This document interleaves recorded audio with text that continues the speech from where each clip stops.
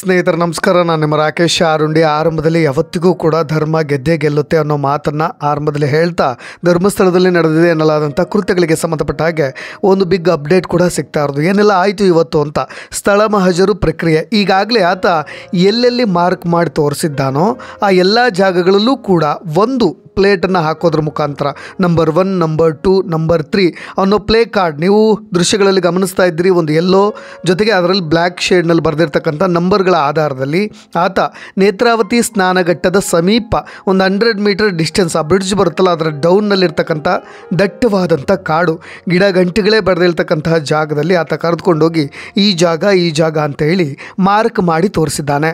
ಸದ್ಯದ ಮಟ್ಟಿಗೆ ಈಗಾಗಲೇ ಆತ ಕೊಟ್ಟಿರ್ತಕ್ಕಂಥ ಮಾಹಿತಿ ಮತ್ತು ಗುರುತಿಸಿರ್ತಕ್ಕಂಥ ಸ್ಥಳಗಳನ್ನು ಪೊಲೀಸರು ಮಾರ್ಕ್ ಮಾಡಿದ್ದಾರೆ. ಆರಂಭದ ಹಂತದಲ್ಲಿ ಮೊದಲು ಸ್ಥಳಗಳನ್ನು ಗುರುತಿಸುವ ಕಾರ್ಯ ನಡೆದಿದೆ. ಈಗ ಆತ ತೋರಿಸಿರ್ತಕ್ಕಂಥ ಜಾಗಗಳನ್ನು ಸೆಕ್ಯೂರ್ ಮಾಡಲಾಗುತ್ತೆ. ಅಂದರೆ ಯಾರೂ ಕೂಡ ಬಂದು ಮತ್ತೆ ಅದನ್ನು ಉತ್ಖನನ ಮಾಡೋ ಜೊತೆಗೆ ಅಲ್ಲಿರ್ತಕ್ಕಂಥ ಮೃತದೇಹವನ್ನು ಎತ್ಕೊಂಡು ಹೋಗೋ ಅಂಥ ಕೆಲಸಗಳು ಯಾವುದೂ ಕೂಡ ಆಗದಂತೆ ಆ ಜಾಗಗಳನ್ನು ಸೆಕ್ಯೂರ್ಡ್ ಮಾಡಲಾಗುತ್ತೆ. ಹಾಗಾಗಿ ಒಂದು ಟೇಪ್ ಮುಖಾಂತರವಾಗಿ ಆ ಕ್ರೈಮ್ ಸೀನ್ ನಡೆದಿರ್ತಕ್ಕಂಥ ಜಾಗ ಅದನ್ನು ಈಗ ಭದ್ರತೆಗೆ ಒಳಪಡಿಸಲಾಗಿದೆ.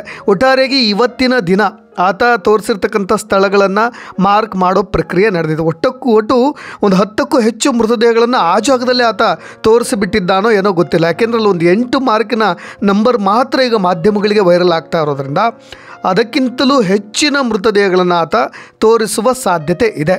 ಇನ್ನು ಮುಂದಿನ ಹಂತದಲ್ಲಿ ಮೃತದೇಹಗಳನ್ನು ಹೊರ ತೆಗೆಯುವ ಕಾರ್ಯಕ್ಕೆ ಈಗ ಪೊಲೀಸ್ನವರು SIT ಟೀಮ್ ಮುಂದಾಗ್ತಾರೆ. ಹಾಗಾದರೆ ಯಾಕೆ ಇವತ್ತೇ ತೆಗಿಬೇಕಿತ್ತಲ್ವಾ ಅನ್ನೋ ಅನೇಕ ಅನುಮಾನಗಳು ಸಹಜವಾಗಿ ನಿಮಗೆಲ್ರಿಗೂ ಕೂಡ ಕಾಡ್ತಾ ಇದೆ. ಒಟ್ಟಾರೆಯಾಗಿ ಉತ್ಖನನ ಮಾಡಲೇಬೇಕು ಅಂತ ಹೇಳಿದ್ರೆ ಆರಂಭದಲ್ಲಿ ಅಲ್ಲಿ AC ಇರಬೇಕು, ತಹಶೀಲ್ದಾರ್ ಇರಬೇಕು. ಅದಾದ ನಂತರ ಒಂದು ಉತ್ಖನನ ಪ್ರಕ್ರಿಯೆ ಶುರುವಾಗುತ್ತೆ.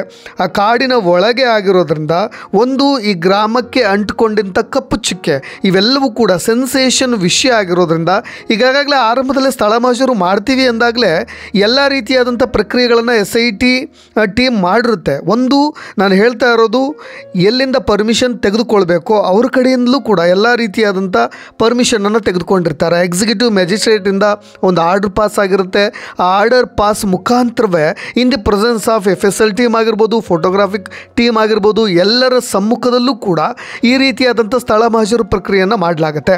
ಆದರೆ ನಾಳೆಗೆ ಯಾಕೆ ಮುಂದೂಡಿದ್ದಾರೋ ಗೊತ್ತಿಲ್ಲ. ಒಟ್ಟಾರೆಯಾಗಿ ಆತ ಎಲ್ಲೆಲ್ಲಿ ತೋರಿಸ್ತಾನೋ ಅಲ್ಲೆಲ್ಲವನ್ನು ಕೂಡ ಆರಂಭದಲ್ಲೇ ಮಾರ್ಕ್ ಮಾಡಿ ಮುಂದಿನ ಪ್ರಕ್ರಿಯೆಗೆ ಹೋಗುವ ಸಾಧ್ಯತೆಗಳಿದೆ. ಸ್ನೇಹಿತರೆ, ಯಾವುದನ್ನು ಕೂಡ ಈ ಕೇಸ್ನಲ್ಲಿ ಲೈಟಾಗಿ ತೆಗೆದುಕೊಳ್ಳಲಿಕ್ಕೆ ಬರೋದೇ ಇಲ್ಲ. ಯಾಕೆಂದರೆ ಈಗಾಗಲೇ ನಿಗೂಢ ವ್ಯಕ್ತಿ ತೋರಿಸಿರ್ತಕ್ಕಂಥ ಆ ಜಾಗಗಳ ಎವಿಡೆನ್ಸ್ಗಳನ್ನು ಪ್ರತಿಯೊಂದು ಕೂಡ ಕಲೆಕ್ಟ್ ಮಾಡಲೇಬೇಕು. ಭಾರೀ ಭದ್ರತೆಯೊಂದಿಗೆ ಸಿಕ್ಕಾಪಟ್ಟೆ ಒಂದು ರೀತಿಯಾದಂಥ ಟೈಟ್ ಸೆಕ್ಯೂರಿಟಿ ಅನ್ಬೋದು. ಇಡೀ ಧರ್ಮಸ್ಥಳದ ಸ್ಥಳೀಯರಲ್ಲಿ ನಡೆದಿದ್ದರು. ನಿಮಗೆಲ್ಲ ಗೊತ್ತಿರ್ಬೋದು, ಆ ಬ್ರಿಡ್ಜ್ನ ಸಮೀಪ ಆಗಿರ್ಬೋದು, ಜಿಟಿ ಸುರಿಯೋ ಮಳೆಯಲ್ಲೂ ಕೂಡ ಛತ್ರಿಗಳನ್ನು ಹಿಡಿದು ಯಾವ ರೀತಿಯಾದಂಥ ತನಿಖೆ ಸಾಗ್ತಾ ಇದೆ ಅನ್ನೋದನ್ನ ಸೂಕ್ಷ್ಮವಾಗಿ ಗಮನಿಸ್ತಾ ಇದ್ದರು.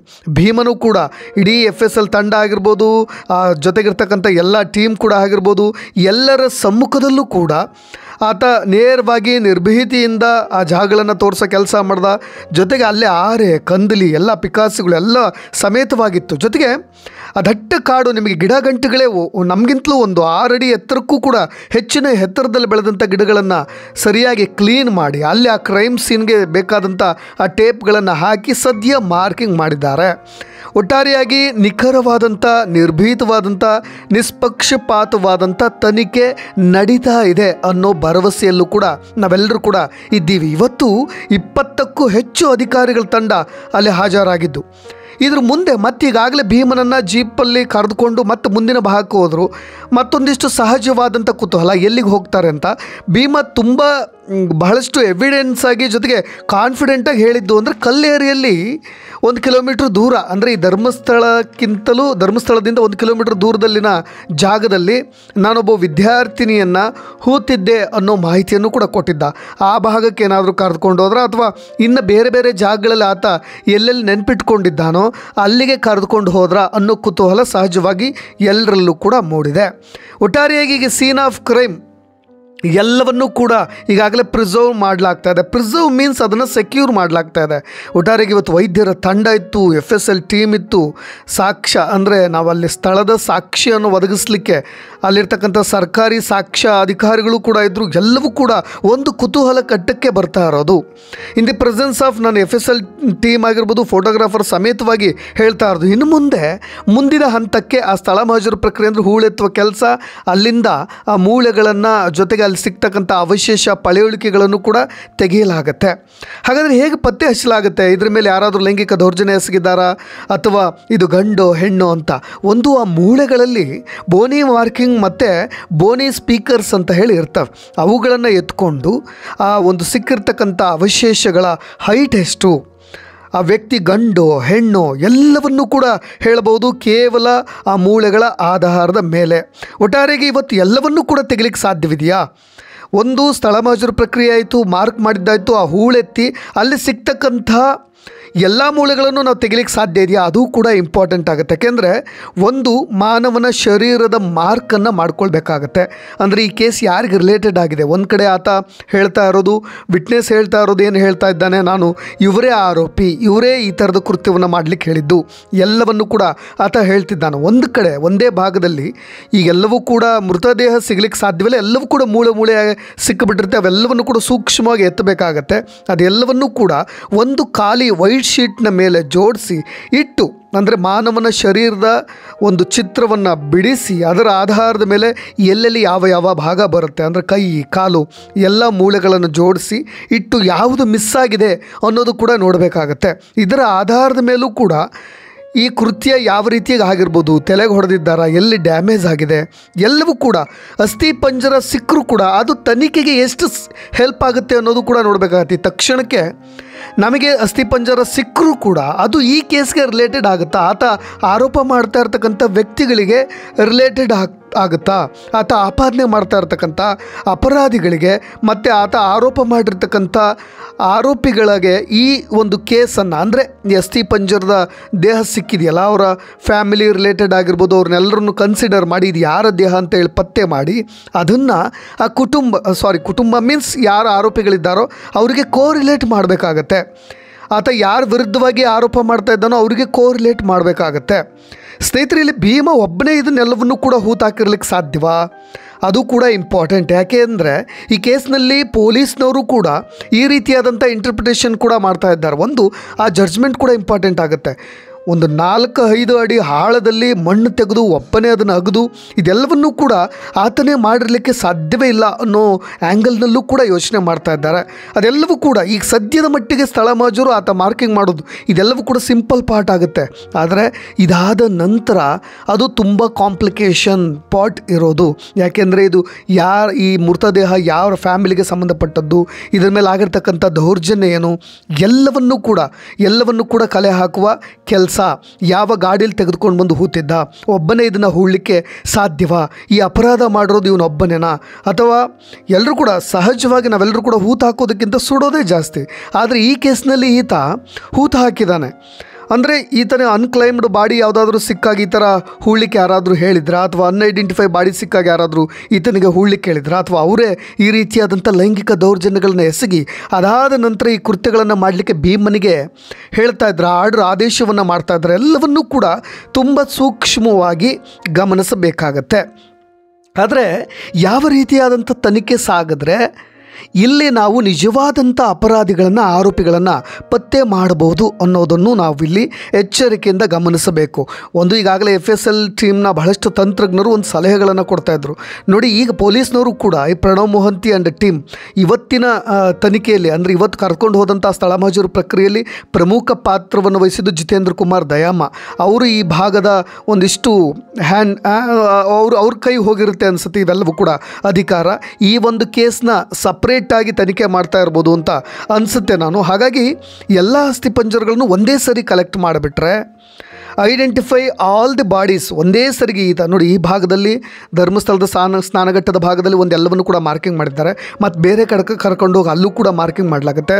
ಒಟ್ಟಾರೆಯಾಗಿ ಎಲ್ಲವನ್ನೂ ಕೂಡ ಒಂದೇ ಸರಿ ಅಸ್ಥಿಪಂಜರಗಳನ್ನು ಕಲೆಕ್ಟ್ ಮಾಡಿ ಅದಾದ ನಂತರ ಐಡೆಂಟಿಫೈ ಆಲ್ ದ ಬಾಡೀಸ್, ಇದು ಯಾರ್ಯಾರ ಕುಟುಂಬಕ್ಕೆ ಸಂಬಂಧಪಟ್ಟಿದ್ದು ಅದಕ್ಕೆ ಸಂಬಂಧಪಟ್ಟ ಹಾಗೆ ಒಂದು ಪ್ರೊಫೈಲ್ನ ಕ್ರಿಯೇಟ್ ಮಾಡಿ, ಅದಾದ ಮೇಲೆ ಇದಕ್ಕೆ ಸಂಬಂಧಪಟ್ಟಂಥ ರಿಪೋರ್ಟೆಡ್ ಕೇಸ್, ಎಲ್ಲಾದರೂ ರಾಜ್ಯದಲ್ಲಿ ಮಿಸ್ಸಿಂಗ್ ಕೇಸ್ ಆಗಿದೆಯಾ ಅಥವಾ ಬೆಳ್ತಂಗಡಿಯಲ್ಲಿ ಏನಾದರೂ ಇದಕ್ಕೆ ಸಂಬಂಧಪಟ್ಟ ಕಂಪ್ಲೇಂಟ್ ಕೊಟ್ಟಿದ್ದಾರಾ, ಎಲ್ಲವನ್ನೂ ಕೂಡ ಕಂಪೇರ್ ಮಾಡಿ, ಜೊತೆಗೆ ಇನ್ವೆಸ್ಟಿಗೇಟ್ ರಿಲೇಟೆಡ್ ಯಾರಿದ್ದಾರೆ, ಅವರು ಅಕ್ಯೂಸ್ಡ್ ಯಾರಿದ್ದಾರೋ ಅವರ ಸಂಬಂಧವಾಗಿ ಇದನ್ನು ರಿಲೇಟ್ ಮಾಡಿ ತಾಳೆ ಮಾಡಿ ನೋಡಿದ್ರೆ ಎಲ್ಲವೂ ಕೂಡ ಸತ್ಯ ಹೊರಗೆ ಬರುವ ಚಾನ್ಸಸ್ ಇದೆ.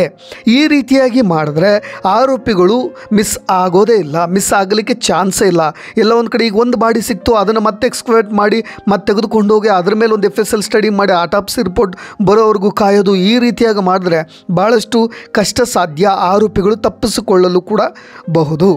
ಸ್ನೇಹಿತರೆ, ಹಾಗಾದರೆ ಆರೋಪಿಗಳ ವಿಚಾರಣೆ ಯಾವಾಗ ಅನ್ನೋ ಕನ್ಫ್ಯೂಷನ್ಸ್ ಇರುತ್ತೆ. ಯಾಕೆಂದರೆ ಈಗಾಗಲೇ ಆತನ ಹೇಳಿಕೆ ಬಗ್ಗೆ SIT ಟೀಮ್ಗೆ ಗೊತ್ತಾಗಿರೋದ್ರಿಂದ ಎಲ್ಲ ಒಂದು ಕಡೆ ಅವರ ಆರೋಪಿಗಳ ಪಾಸ್ಪೋರ್ಟನ್ನು ಹೋಲ್ಡ್ ಮಾಡೋದಾಗಿರ್ಬೋದು, ಬೇರೆ ಅವ್ರನ್ನ ನಿಯಂತ್ರಿಸೋ ಕೆಲಸ ಆಗಿರ್ಬೋದು, ಅಥವಾ ಅವ್ರನ್ನ ಈಗಾಗಲೇ ಕಸ್ಟಡಿಗೆ ತೆಗೆದುಕೊಂಡು ವಿಚಾರಣೆ ಮಾಡೋ ಕೆಲಸ ಆಗಿರ್ಬೋದು, ಎಲ್ಲವನ್ನೂ ಕೂಡ ಮಾಡಬಹುದಿತ್ತು ಅನ್ನೋ ಕನ್ಫ್ಯೂಷನ್ ಸಹಜವಾಗಿ ನಿಮಗೂ ಕೂಡ ಇದೆ. ಆದರೆ ಇಲ್ಲಿ ಆರೋಪಿ ಹೇಳಿದ ತಕ್ಷಣ, ಅವರ ಹೆಸರನ್ನ ಹೇಳಿದ ತಕ್ಷಣ ವಿಚಾರಣೆ ಮಾಡಲಿಕ್ಕೆ ಸಾಧ್ಯವೇ ಇಲ್ಲ. ಯಾಕೆ ಅಂದರೆ ಆತನೇ ಅಂದರೆ ಯಾರನ್ನ ಟಾರ್ಗೆಟ್ ಮಾಡಿ ಹೇಳ್ತಾ ಇದ್ದಾನವನು, ಯಾರ್ಯಾರ ವ್ಯಕ್ತಿಗಳ ಹೆಸರನ್ನು ತೆಗೆದುಕೊಂಡಿದ್ದಾನೆ ಅವರೇ ಆರೋಪಿಗಳು, ಅಪರಾಧಿಗಳು ಅಂತ ಹೇಳಲಿಕ್ಕೆ ಎವಿಡೆನ್ಸ್ ಈಗ ಪ್ರಮುಖವಾಗಿ SIT ಟೀಮ್ಗೆ ಸಿಗಬೇಕಾಗಿದೆ. ಹಾಗಾಗಿ SIT ಟೀಮ್ಗೆ ಆ ಥರದ ಒಂದು ಸಾಕ್ಷಿ ಸಿಕ್ಕ ನಂತರವೇ ಆರೋಪಿಗಳನ್ನು ಕಸ್ಟಡಿಗೆ ತೆಗೆದುಕೊಂಡು ಒಂದು ನೋಟಿಸ್ ಕಳಿಸಿ ವಿಚಾರಣೆ ಮಾಡೋ ಸಾಧ್ಯತೆಗಳಿದೆ. ಇನ್ನೊಂದು ಆ್ಯಂಗಲ್ನಲ್ಲೂ ಕೂಡ ಬಹಳಷ್ಟು ಜನ ಅನೇಕರು ಯೋಚನೆ ಮಾಡ್ತಾ ಇದ್ದಾರೆ. ಅಂದರೆ 1995 2014 ಆ ಸಮಯದಲ್ಲಿ ಏನಾದರೂ ಈತನಿಗೆ ಅವರು ಪ್ರಭಾವಿಗಳೇನಾದರೂ ಕರೆ ಮಾಡಿ ಇಲ್ಲಿ ಹೂಳು ಅಲ್ಲಿ ಹೂಳು, ಜೊತೆಗೆ ಇವತ್ತೊಂದು ಶವ ಬಿದ್ದಿದೆ ಬಾ ಅಂತ ಹೇಳಿ ಫೋನ್ಗಳನ್ನೇನಾದರೂ ಮಾಡಿದರೆ ಆ ಸಮಯದಲ್ಲಿನ CDR ಕೂಡ ತೆಗೆದುಕೊಳ್ಬೋದಲ್ಲ, ಯಾರ್ಯಾರು ಕರೆ ಮಾಡಿದ್ರು ಗೊತ್ತಾಗುತ್ತಲ್ಲ ಅನ್ನೋ ಅನುಮಾನದಲ್ಲಿ ಭಾಳ ಜನ ಯೋಚನೆ ಮಾಡ್ತಿದ್ರಿ. ಅದು ಸಾಧ್ಯವೇ ಇಲ್ಲ. CDRನ್ನು ತೆಗೆದುಕೊಳ್ಳಿಕ್ಕೆ ಅಷ್ಟು ಹಳೆಯ CDR ಕೂಡ ಸಿಗೋದಿಲ್ಲ ಅಂತ ಅನ್ನಲಾಗ್ತಾ ಇದೆ. ಹಾಗಾಗಿ ಅದು ಕೂಡ ಕಷ್ಟ ಸಾಧ್ಯವಾಗುತ್ತೆ. ಹಾಗಾದರೆ ಈಗ ಮೃತದೇಹಗಳು ಪತ್ತೆ ಆದರೆ ಸಿಕ್ಕರೆ ಅದನ್ನು ಹೇಗೆ ಐಡೆಂಟಿಫೈ ಮಾಡುತ್ತೆ ಅಂದರೆ, ಒಂದು ಆಕೆ ಮೇಲೆ ಲೈಂಗಿಕ ದೌರ್ಜನ್ಯ ನಡೆದಿದ್ದರೆ, ದೇಹಚಾರ ನಡೆದಿದ್ದರೆ, ಕುತ್ತಿಗೆಯನ್ನು ಹಿಸ್ಸಿಕ್ಕಿ ಆ ಒಂದು ಮಹಿಳೆಯ ಅಥವಾ ಬಾಲಕಿ ಅಥವಾ ಯುವಕನ ಪ್ರಾಣವನ್ನು ತೆಗೆದಿದ್ದರೆ ಅದ್ಯಾವುದು ಕೂಡ ಗೊತ್ತಾಗೋದಿಲ್ಲ. ಒಂದು ಕಡೆ ಕಲ್ಲಿನಿಂದ ಹೊಡೆದಿದ್ದರೆ, ಮಚ್ಚಿನಿಂದ ಹೊಡೆದಿದ್ದರೆ, ದೊಣ್ಣೆಯಿಂದ ಹೊಡೆದಿದ್ದರೆ, ಆ ಮೂಳೆಗಳಿಗೆ ಪೆಟ್ಟಾಗಿರುತ್ತಲ್ವ, ಅದರ ಮುಖಾಂತರವಾಗಿ ಒಂದು ಪತ್ತೆ ಹಚ್ಚಬಹುದು. ಇದು ಸ್ವಾಭಾವಿಕ ಸಾವಲ್ಲ, ಇದು ಒಂದು ಅನ್ಯಾಚುರಲ್ ಡೆತ್, ಅಂದರೆ ಅಸಹಜ ಸಾವಾಗಿದೆ. ಯಾರೋ ಬೇಕಂತಲೇ ಈ ಥರದೊಂದು ಕೃತ್ಯವನ್ನು ಎಸಗಿ ಹೀಗೆ ಮಾಡಿದ್ದಾರೆ ಅನ್ನೋ ನಿರ್ಧಾರಕ್ಕೆ ಬರಬಹುದು. ನಾವೆಲ್ಲರೂ ಕೂಡ ಈಗಾಗಲೇ SIT ಟೀಮ್ ಒಂದು ಒಳ್ಳೆ ವೆಲ್ ನೋನ್ ಬಹಳಷ್ಟು ಎಫಿಷಿಯೆಂಟ್ ಆಫೀಸರ್ಗಳಿರ್ತಕ್ಕಂಥ ಪ್ರಾಮಾಣಿಕ ಮತ್ತು ಮಾನವೀಯತೆ ಉಳ್ಳಂಥ ನಿಷ್ಪಕ್ಷಪಾತವಾದಂಥ ತಂಡ ಅಂತ ಎಲ್ಲರೂ ಕೂಡ ಹೇಳ್ತಾ ಇದ್ದೀವಿ. ಆದರೆ ಅದೆಲ್ಲವೂ ಕೂಡ ಈಗಲೇ ಗೊತ್ತಾಗೋದಿಲ್ಲ. ಅದೆಲ್ಲವೂ ಕೂಡ ಭವಿಷ್ಯದಲ್ಲಿ ನಿರ್ಧಾರವಾಗುತ್ತೆ. ಈ ಒಂದು ತನಿಖೆ ಯಾವ ರೀತಿಯ ಹಂತಕ್ಕೆ ಹೋಗುತ್ತೆ, ಈ ಕೇಸ್ನ ಇಲ್ಲೇ ಮಕಾಡೆ ಮಲಗಿಸುವ ನಿರ್ಧಾರಕ್ಕೆ ಬಂದುಬಿಟ್ಟಿದ್ದಾರೋ ಅಥವಾ ಇಲ್ಲಿ ಆರೋಪಿಗಳನ್ನು ಸೇಫ್ ಮಾಡುವ ನಿರ್ಧಾರಕ್ಕೆ ಬಂದಿದ್ದಾರೋ ಎಲ್ಲವೂ ಕೂಡ ಮುಂದೆ ಗೊತ್ತಾಗ್ತಾ ಹೋಗುತ್ತೆ. ಯಾವ ರೀತಿಯಾಗಿ ಈ ಒಂದು ಹಿಸ್ಟಾರಿಕಲ್ ಕೇಸ್ನ ಇವರು ಕನ್ವಿಕ್ಷನ್ ಹಂತಕ್ಕೆ ತೆಗೆದುಕೊಂಡು ಹೋಗ್ತಾರೆ ಅನ್ನೋದೇ ಚಾಲೆಂಜ್ ಆಗಿದೆ. ಸ್ನೇಹಿತರೆ, ನಾವು ಇನ್ನೊಂದಿಷ್ಟು ಗಮನಿಸಬೇಕು. ಈಗಾಗಲೇ ಇಷ್ಟೆಲ್ಲ ಆಗ್ತಾ ಇದೆ, ಪೊಲೀಸ್ನವ್ರು ಸರಿಯಾದಂಥ ದಿಕ್ಕಿನಲ್ಲಿ ಸಾಕ್ತಾ ಇದ್ದಾರೆ. ಇವತ್ತು ನೇತ್ರಾವತಿ ಸ್ನಾನಘಟ್ಟ ಕರೆದುಕೊಂಡು ಭೀಮನನ್ನು ಕರ್ಕೊಂಡು ಹೋಗಿದ್ದಾರೆ. ಇನ್ನು ಮುಂದೆ ಏನು ಅಂತ ಒಂದು ಎಲ್ಲ ಭಾಗಗಳ ಒಂದು ಸ್ಥಳ ಮಹಜರು ಪ್ರಕ್ರಿಯೆ ಮುಗಿದು ಬಿಟ್ಟರೆ ಒಂದು ಹೆಲ್ಪ್ಲೈನ್ ಅಂತ ಕೂಡ ಶುರು ಮಾಡಬಹುದು. ಅದನ್ನು ಕೂಡ ಗೌಪ್ಯತೆಯಾಗಿಟ್ಟು ಒಂದು ಮಿಸ್ಸಿಂಗ್ ಕಂಪ್ಲೇಂಟ್ ಆಗಿರ್ಬೋದು, ಮನೇಲಿ ಕಳೆದುಕೊಂಡವರು, ಈ ಥರದ ಕೃತ್ಯಗಳಲ್ಲಿ ನೊಂದವರು, ಅವರೆಲ್ಲರೂ ಕೂಡ ವಿಕ್ಟಿಮ್ಸ್ಗಳೆಲ್ಲರೂ ಕೂಡ ಒಂದು ಹೆಲ್ಪ್ಲೈನ್ ಅನ್ನೋ ಕರೆಗೆ ಆ ನಂಬರ್ಗೆ ಫೋನ್ ಮಾಡಿಬಿಟ್ರೆ ಒಂದು ಹೆಲ್ಪ್ಲೈನ್ ಯೂನಿಟ್ ಅಂತ ಅವಳು ಸಪ್ರೇಟಾಗಿ ಮಾಡಿ, ಇನ್ನೊಂದು ಈ ಎಕ್ಸಾಮಿನೇಷನ್ ಟೀಮ್ ಅಂದರೆ ಈಗೆಲ್ಲ ತೆಗಿತಾ ಇದ್ದಾರಲ್ಲ ಮೃತದೇಹಗಳನ್ನು ತೆಗಿತಕ್ಕಂತಹ ಆ ಥರದ್ದು ಒಂದು ಯೂನಿಟ್, ಸಪ್ರೇಟ್ ಯೂನಿಟ್, ಒಂದು ಹೆಲ್ಪ್ಲೈನ್ ಯೂನಿಟ್, ಇನ್ನೊಂದು ಎಕ್ಸಿಕ್ಯೂಷನ್ ಯೂನಿಟ್, ಜೊತೆಗೆ ಆರೋಪಿಗಳ ಹೆಸರು, ಅವ್ರ ಮೇಲೆ ಒಂದು ತನಿಖಾ ತಂಡ, ಒಂದು 3 ಯೂನಿಟ್ಗಳನ್ನು ಮಾಡಿಕೊಂಡು ಈ ಕೇಸ್ನ ಸರಿಯಾದ ದಿಕ್ಕಿನಲ್ಲಿ ತನಿಖೆ ಮಾಡಿದ್ರೆ ನಿಜಕ್ಕೂ ಕೂಡ ಇವರೆಲ್ಲರನ್ನು ಕೂಡ ಪತ್ತೆ ಹಚ್ಚಲಿಕ್ಕೆ ಸಾಧ್ಯವಾಗುತ್ತೆ ಅಂತ. ಒಟ್ಟಾರೆಯಾಗಿ ಧರ್ಮಸ್ಥಳ ಗ್ರಾಮಕ್ಕೆ ಅಂಟಿಕೊಂಡಂಥ ಆ ಒಂದು ಕಳಂಕವನ್ನು ತೊಡಿಲಿಕ್ಕೆ ಸರಿಯಾದ ದಿಕ್ಕಿನಲ್ಲಿ ಪೊಲೀಸ್ನವರು ತನಿಖೆ ಮಾಡಿದಾಗ ಮಾತ್ರ SIT ಟೀಮ್ ಇದರಲ್ಲಿ ಯಶಸ್ವಿ ಆಗಲಿಕ್ಕೆ ಸಾಧ್ಯ ಅನ್ನೋ ಸಾಧ್ಯತೆಗಳು ಕಾಣಸಿಗ್ತಾ ಇದೆ. ಒಟ್ಟಾರೆಯಾಗಿ ಈಗ ನೇತ್ರಾವತಿ ಸ್ನಾನಘಟ್ಟದಿಂದ ಈಗ ಮತ್ತೆ SIT ಟೀಮ್ ಆತನನ್ನು ಕರೆದುಕೊಂಡು ಹೋಗಿದೆ. ಅಂದರೆ ಮುಂದಿನ ಜಾಗ ಅಂದರೆ ಆತ ಎಲ್ಲಿ ಹೇಳಿದ್ನೋ ಆ ಜಾಗಕ್ಕೆ ಹೋಗಿರುವ ಸಾಧ್ಯತೆಗಳು ಕೂಡ ಇದೆ. ಇನ್ನಷ್ಟು ಅಪ್ಡೇಟ್ಸ್ಗಳೊಂದಿಗೆ ಇದಕ್ಕೆ ಸಂಬಂಧಪಟ್ಟ ಹಾಗೆ ಮತ್ತೆ ಬರ್ತೀನಿ. ನಾನು ರಾಕೇಶ್ ಆರುಂಡಿ. ಧನ್ಯವಾದ.